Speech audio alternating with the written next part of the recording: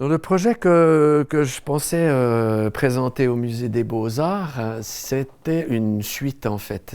Il y a quelques années en arrière, j'ai sorti un album qui était joué qu'avec des sons de nature. C'était un peu comme un voyage qui partait de la nature et qui s'approchait de plus en plus de la ville. Donc au début, on était dans des textures de son enregistrées que j'avais captées, très naturelles, et puis au fur et à mesure, on venait toujours plus électronique. Quand tout s'est arrêté, pour tout le monde et tout, il y a aussi tous les sons qui se sont arrêtés.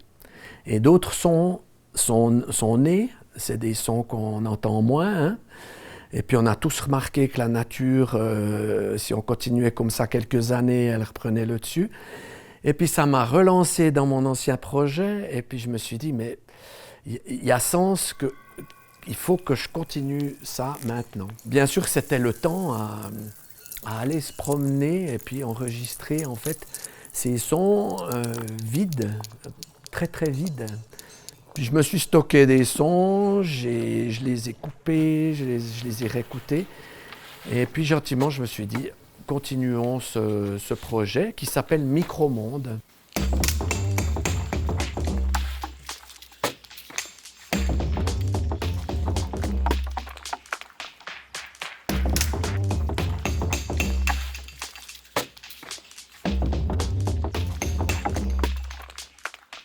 J'avais besoin de continuer à chercher, à faire des textures.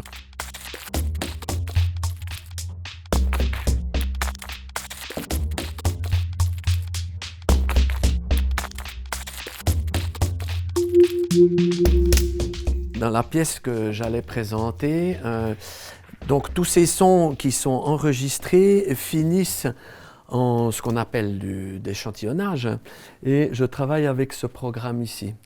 Chaque petit rectangle correspond à un son. Ici, on les voit, on a du foin, on a du bois qui tape, on a de la forêt, etc.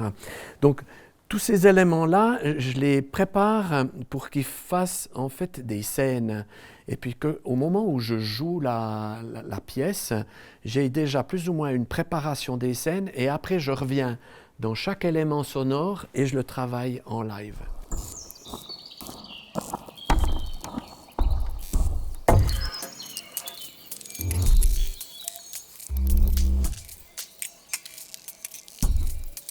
C'est tout ce travail qui est super à faire au moment du live, parce qu'on a la résonance du lieu, on a les gens, et puis donc c'est ce qui rendra que ce sera chaque fois différent quand on va le jouer.